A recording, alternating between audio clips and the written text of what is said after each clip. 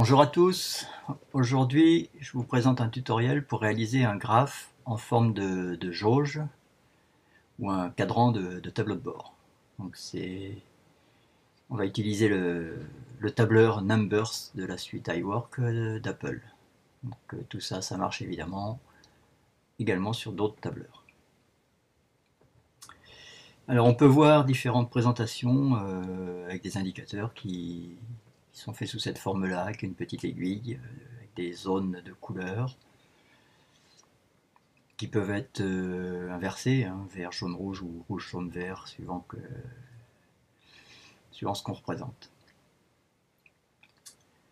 Alors ça c'est juste un exemple. Là j'ai fait un cadran qui est sur une forme à 180 degrés, donc qui va utiliser un demi-cercle, sachant que les secteurs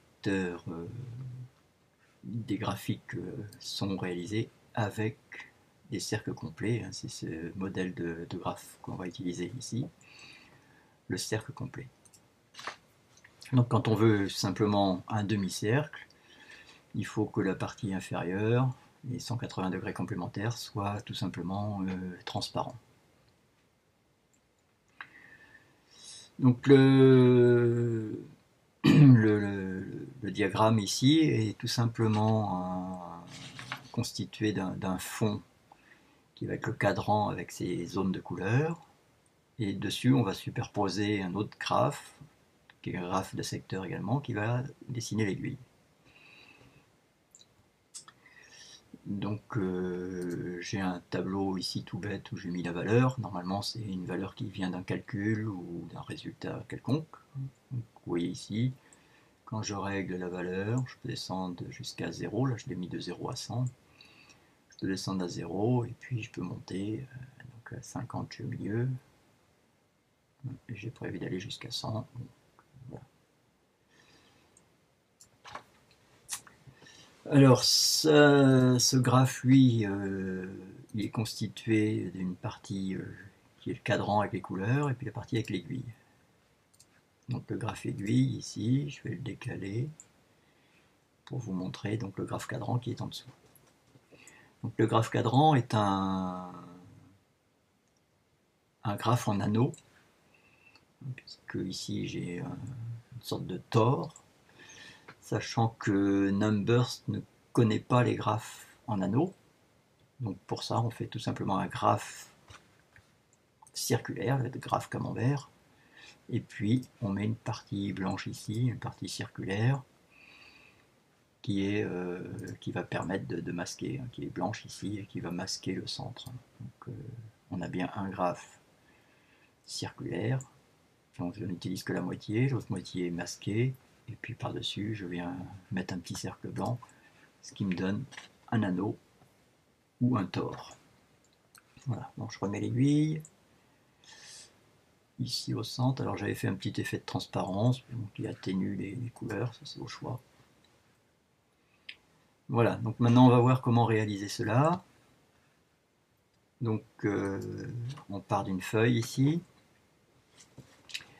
J'ai fait mon petit tableau dans lequel je mets la valeur. Ça c'est la valeur de l'aiguille que je vais vouloir représenter. J'ai dit qu'il fallait dessiner un fond qui est le cadran. Donc ici, fond zone, je vais plutôt l'appeler cadran d'ailleurs.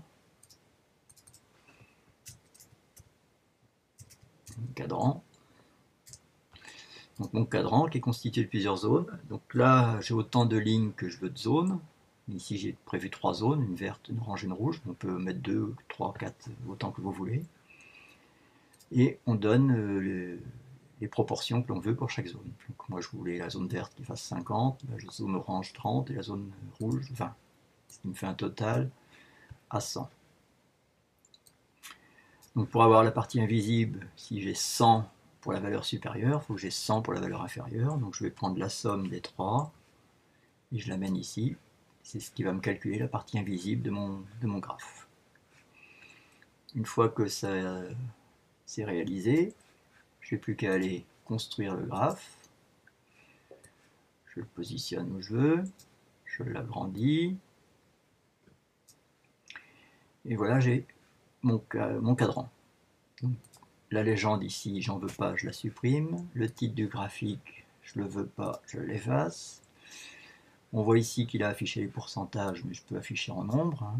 Je retrouve ma zone que j'ai appelée vert, mais qui est dessinée en bleu, qui fait 50. La zone rouge, qui est dessinée en jaune, qui fait 20. Et la zone intermédiaire orange, qui est dessinée en verte et qui fait 30.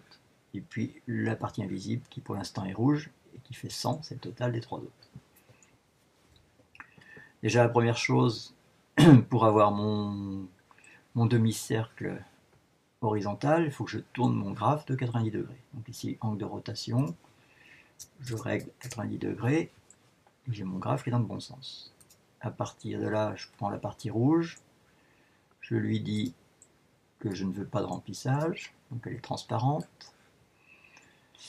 Et puis les valeurs qui sont dedans, je ne suis pas obligé de les afficher, je peux ou je les affiche ou pas, c'est comme on veut, ça n'a pas d'importance. Donc là, je vais laisser les valeurs affichées éventuellement, si ça va changer du modèle que je vous ai présenté.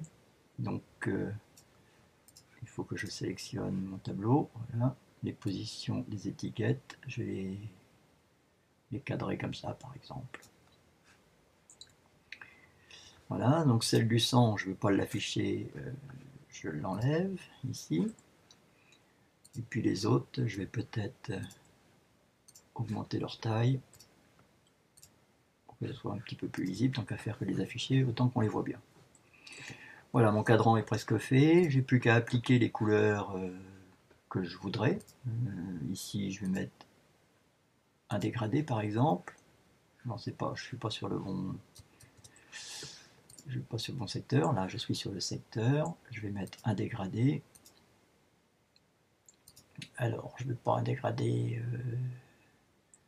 de cette couleur-là. Je veux un dégradé en vert qui va aller vers un vert plus foncé. Là, je vais le tourner comme ça. Bon. Ici, c'est la zone jaune. Je vais lui faire aussi un dégradé. Faire ce jaune-là vers celui-ci. Voilà. Donc, pareil, je le tourne un petit peu comme ça. J'aurais dû faire l'inverse. Voilà. Hop là. Et la troisième, c'est la zone rouge. Je vais mettre aussi un dégradé. Et je vais partir de cette couleur-là pour aller sur celle-là.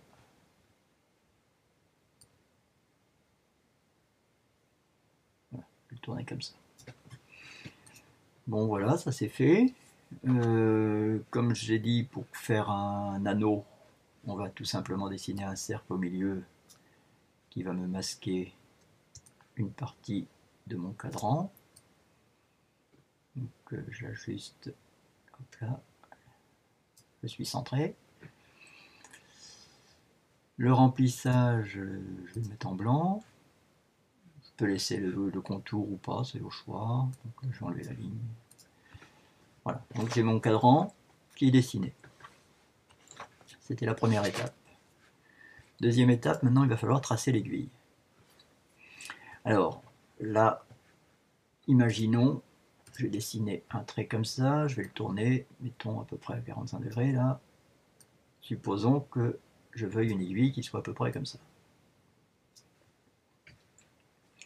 Si je veux dessiner une aiguille qui soit à une valeur, mettons 45, je vais mettre ici valeur 45. Admettons que je veuille une aiguille qui soit à peu près à 45.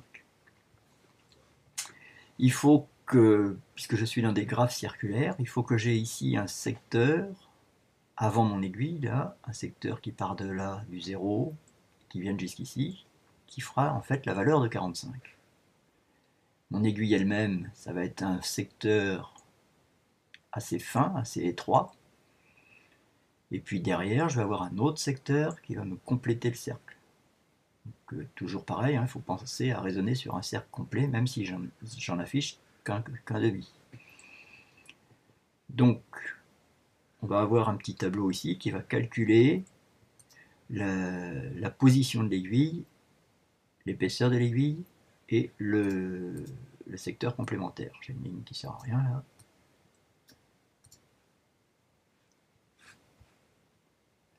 dans mon tableau. Là. Une ligne qui me sert de complément. Donc la position de l'aiguille, j'ai dit je prends la valeur qui est là-haut, donc je fais égal et je prends la valeur.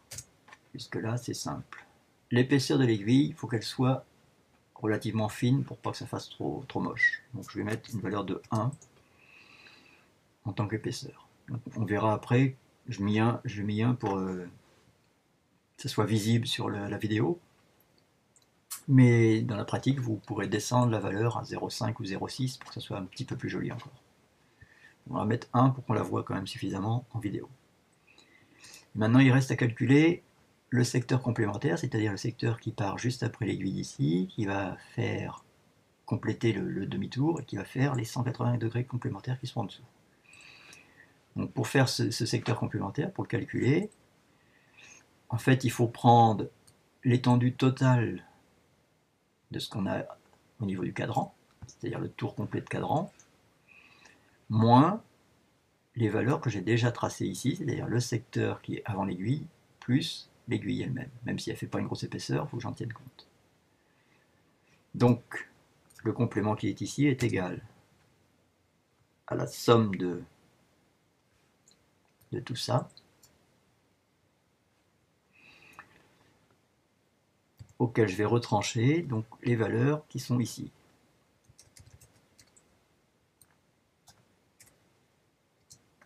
Voilà. Donc automatiquement, je vais avoir mes secteurs qui vont être dimensionnés. Alors si je veux être un petit peu plus rigoureux, il faut que je tienne compte de l'épaisseur de mon aiguille. J'ai mis une épaisseur de 1, c'est pas beaucoup.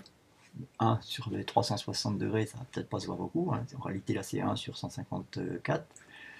Ça représente pas une grosse erreur, mais malgré tout, il y a une petite erreur. Donc il faut que dans ma position d'aiguille ici, je déduise normalement la moitié de l'épaisseur de mon aiguille pour qu'elle soit centrée sur sa bonne valeur. Donc en réalité, ici, au lieu de faire égal la valeur qui est là-bas, je vais faire la valeur moins l'épaisseur de l'aiguille qui est ici, divisé par 2. Donc ça, je chipote, mais on va avoir 44,5 pour le premier secteur. Ensuite, on va avoir 1 pour mon aiguille. Et donc, je vais avoir 45,5 après l'aiguille et 154,5 pour le complément. Donc, mon aiguille, elle est bien centrée sur la valeur de 45, avec un demi d'un côté et un demi de l'autre. Voilà, maintenant mes valeurs sont faites. Je sélectionne. Je lui dis de faire le graphe. Je remonte le graphe plus haut. Toujours pareil, j'efface la légende parce qu'elle ne me sert à rien. J'efface le titre parce que j'en veux pas. Comme tout à l'heure, mon graphique, alors je vais supprimer ma petite ligne que j'avais tracée pour démontrer. Comme tout à l'heure, donc mon graphique il doit tourner de 90 degrés. Il faut peut-être que je le sélectionne, ça serait mieux. Voilà, 90 degrés. Et on voit donc mon secteur de départ 22%, alors je peux l'afficher en nombre. C'est-à-dire c'est ma valeur de 44,5 qu'il a arrondi ici puisque j'ai pas mis les décimales avec 44,5. Ensuite j'ai 1 qui est l'épaisseur de mon aiguille, elle est dessinée en vert, on ne la voit pas beaucoup mais elle est à 1, je vais tout de suite la mettre en noir, comme ça on va déjà mieux la voir. Donc j'ai mon aiguille noire, et puis le secteur complémentaire 154,5, je vais mettre tout de suite aucun remplissage,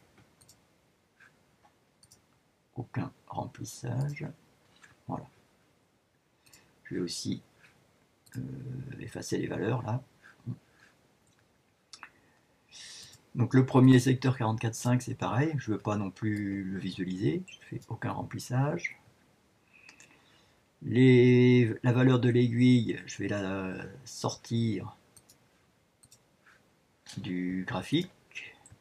Je vais l'extérioriser ici, voilà. Donc les valeurs, je les ai extériorisées. Ici, je vais le mettre en affichage noir pour le voir. Je vais peut-être même le gonfler un petit peu à 18. Voilà. Les autres étiquettes, celle-ci, j'affiche pas. Celle-ci, je l'affiche pas. Voilà, mon graphe est prêt. Ici, je vais peut-être le redimensionner un peu.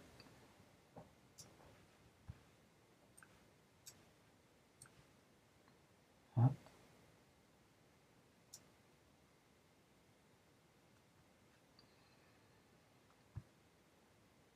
Je le dimensionne.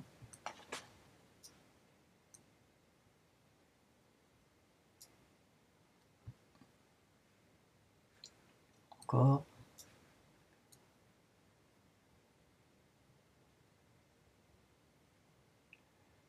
Voilà. Mon aiguille, je l'ai peut-être un peu trop sorti. Voilà. Donc là, j'ai mon graphe qui est prêt. On va voir maintenant si ça fonctionne. Je descends ma valeur. Ici. Et je la monte au bout. Alors, maintenant l'affichage qui est au bout, ici, le 1. On a déjà vu comment on détourne les étiquettes. Ici, cette valeur de 1, elle est ici sur l'épaisseur 1. Donc je ne veux pas qu'il m'affiche la valeur qui est en A3. Je veux qu'il m'affiche...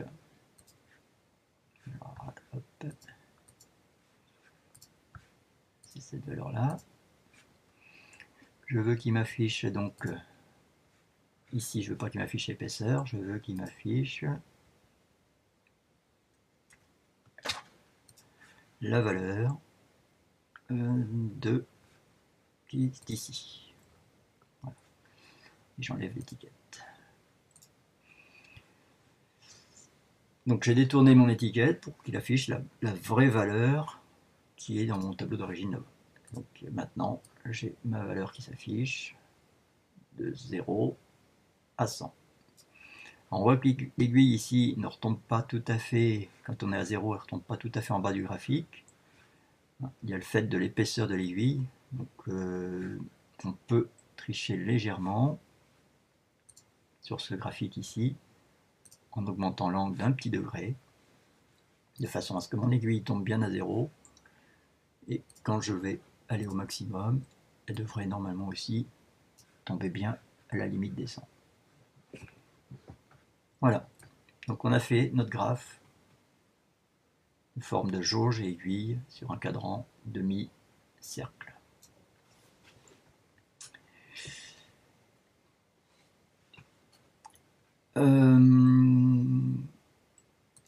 Donc j'ai fait quelque chose qui est proche de ce que j'avais là tout à l'heure. Maintenant on peut vouloir, je vais montrer d'autres modèles de cadrans, on peut vouloir un cadran qui fasse plus qu'un demi-cercle, qui est plus proche des cadrans habituels.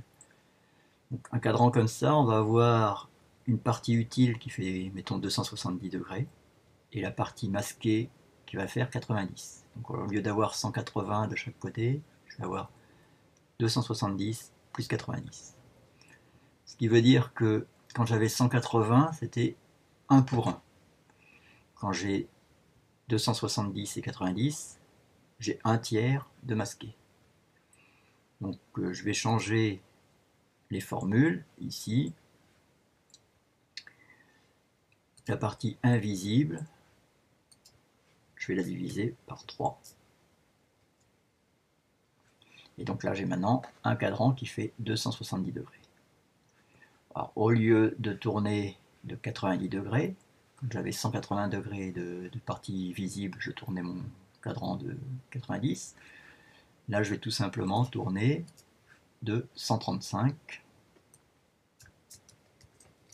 puisque je suis maintenant à 270. Et je fais pareil pour celui, alors j'ai fait pour le fond, il faut que je fasse pour l'aiguille. Celui-là, il a 135 aussi. Voilà. Donc j'ai mon cadran maintenant qui fait 270 degrés et avec 90 degrés qui est masqué. Je peux aussi afficher la valeur en bas. Là, je l'ai affiché au bout de l'aiguille, je peux l'afficher aussi en bas. Voilà, donc un autre modèle de cadran. Donc on va voir ici par exemple dans la config, je vais faire celui-là, je l'ai fait diviser par 1, diviser par 3. Je vais vous montrer l'autre exemple qui est ici. Voilà. L'exemple, j'affiche la valeur ici en 29 au lieu d'afficher au bout. Là j'ai fait une petite fioriture aussi, j'ai dessiné, pour me rapprocher des modèles que j'avais là, j'ai dessiné donc un cercle tout en haut qui est en gris. J'ai dessiné un cercle gris là-haut que j'ai mis en arrière-plan avec un petit dégradé de couleur, une petite ombre, et puis un cercle blanc entre les deux, de façon à avoir une sorte de cadran avec un enjoliveur, ce qui est un petit peu plus joli. On peut, donc là j'ai mis la valeur au milieu, ce qui masque une partie de l'aiguille, contrairement à l'autre où on voit l'aiguille entière. Donc on peut faire aussi un petit rond au milieu de la même façon que les modèles pour faire le centre de l'aiguille. On peut aussi mettre le texte pour indiquer ce que c'est. On peut mettre des graduations avec des repères, des valeurs. Enfin, tout est possible après.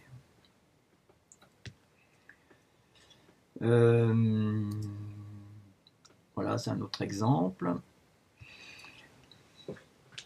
Donc ce type de graphique, ça peut vous permettre de représenter un suivi bancaire, les consommations d'énergie, un suivi médical, le poids, la glycémie, tout ce que vous voulez, les notes des élèves, enfin, vous pouvez tout représenter en graphique comme ça. On va voir aussi qu'on peut très bien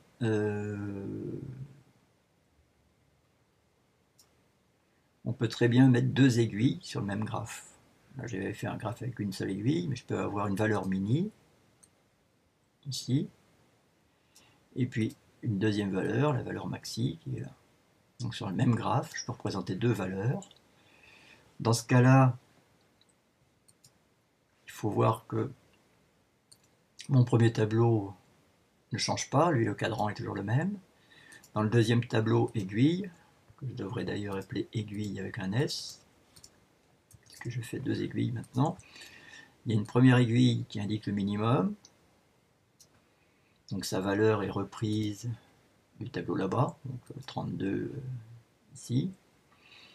Et la deuxième aiguille, donc elle a une épaisseur, hein, j'ai mis 0,6, la deuxième aiguille va être dessinée avec un écart par rapport à la première.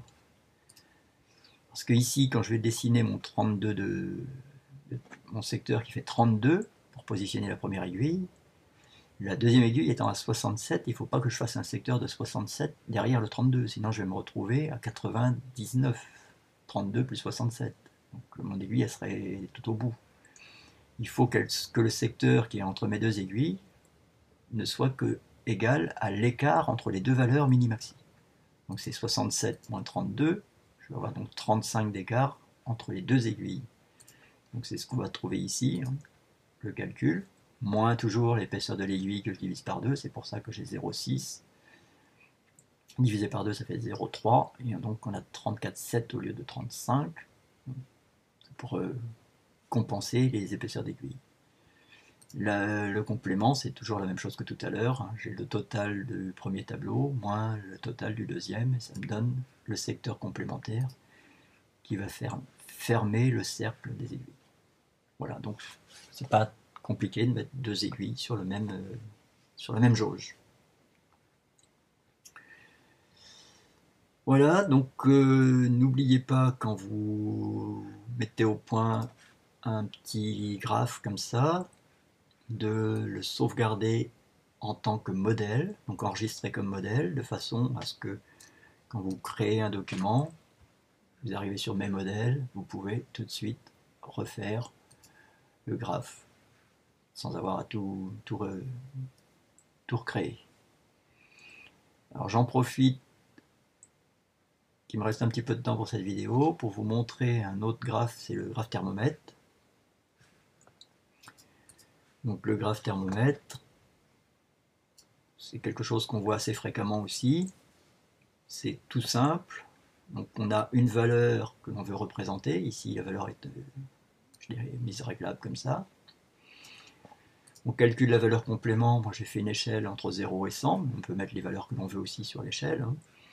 Donc moi ma valeur elle est calculée à 100 moins la valeur que je veux afficher. Donc là je vais avoir un complément de 72. Et pour réaliser donc ce fameux thermomètre, en fait, on réalise tout simplement un diagramme sous forme de colonnes cumulées.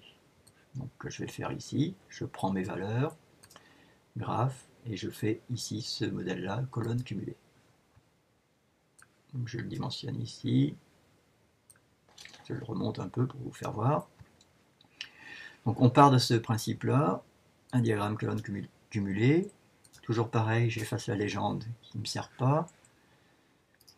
J'efface le titre du graphique parce que j'en veux pas. La légende sans titre ici, c'est pareil, j'en veux pas. Hein, c'est les étiquettes qui sont là. Afficher catégorie, voilà.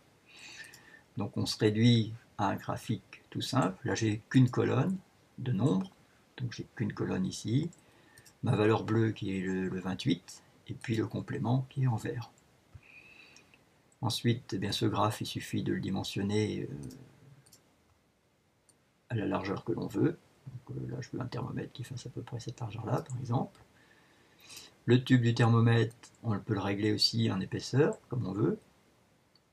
Donc, on voit les valeurs se règlent ici, hein, c'est les espaces entre les barres. Donc ici, j'ai qu'une barre, mais enfin, l'espace entre barres ici permet de réduire ou d'élargir le tube du thermomètre. Donc une fois que j'ai défini ma largeur, tout est bon. Je peux aussi jouer sur les graduations. Là, j'ai les graduations qui sont divisées par 4. Hein, donc 100 divisé par 4, ça fait 25. Donc j'ai des graduations de 25 en 25. Si je fais les graduations divisées par 5, je vais être gradué de 20 en 20. Donc 20, 40, 60, 80 et 100. Ici, je mets une division par 10. Je vais graduer de 10 en 10, 0, 10, 20 jusqu'à 100. Ensuite, j'ai plus qu'à mettre les couleurs. Donc le bleu, je peux le laisser en bleu si je veux, ou le mettre en rouge, hein, ça n'a pas d'importance. Je mets la couleur de remplissage, c'est classique. La partie verte, je mets aucun remplissage, qui soit transparent. Je lui mets une ligne autour. Celui-ci, je peux mettre une ligne autour aussi si je veux. Et voilà, mon thermomètre est prêt. Donc je règle les valeurs ici. Donc après, je peux aussi demander l'affichage, comme j'ai fait là-bas, sur la partie bleue. Je peux demander l'affichage de la valeur. Ici, donc donner un 1. Je vais lui dire de me supprimer ça et d'afficher la valeur qui est là.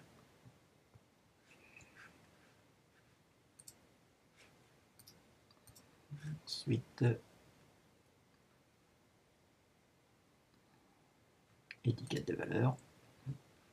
Je peux lui mettre en gras pour mieux la voir. Et voilà. Donc j'affiche ici ma valeur comme je fais sur l'autre. Après, pour que ça ressemble à un thermomètre, ben, il y a un petit peu de bidouille, c'est-à-dire qu'on va tracer un cercle en bas du thermomètre, on va tracer un cercle que je dimensionne un peu plus petit. Voilà, je le monte un peu, je le mets en arrière-plan, de façon à ce qu'il soit derrière, je le réduis un petit peu. Je le réduis encore un peu, ou je le descends. Là. Tout petit peu.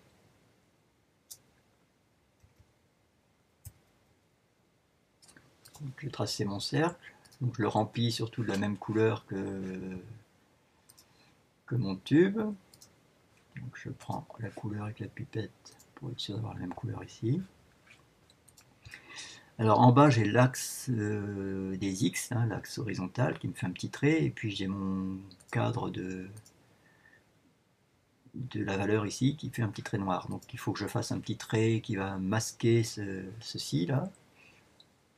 Donc je dessine une ligne horizontale, je vais emmener par là-bas. Donc je vais lui mettre un petit peu d'épaisseur et je vais la mettre ici. Hop là, après on dimensionne, hein, poup poup.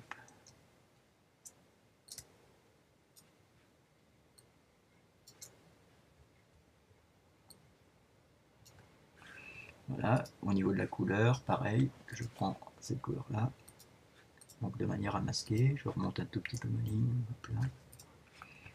Si elle n'est pas assez épaisse, je l'augmente un petit peu. Donc on fait la petite bidouille ici pour masquer ça. Et puis en haut, on fait un demi-cercle pareil. Un demi-cercle qu'on met au-dessus là-bas. On réduit, poum poum. On le met derrière, on le remplit en fond blanc. Et puis on le met en arrière-plan. Disposition, arrière-plan. On le réduit un petit peu pour qu'il soit juste bien. De façon à avoir un thermomètre à peu près bon. Voilà, ici sur la couleur rouge, j'avais fait un petit dégradé de couleur. Je trouvais que ça faisait mieux. Sur le cercle, c'est pareil, j'avais fait un petit dégradé très léger de façon à avoir une petite bosse. Sur le côté, j'ai mis une ombre, une légère ombre. Bon, après, on fait tout ce qu'on veut pour la présentation.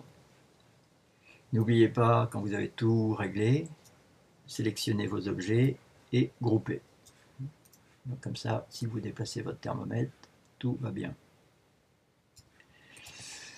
Voilà. Alors les thermomètres, c'est comme pour les jauges, je peux en mettre plusieurs sur le même graphe. Ici j'en ai mis deux, donc j'ai fait une deuxième colonne dans mon tableau de valeurs. Et puis ici je vous ai montré qu'on peut faire aussi comme pour les jauges à aiguille.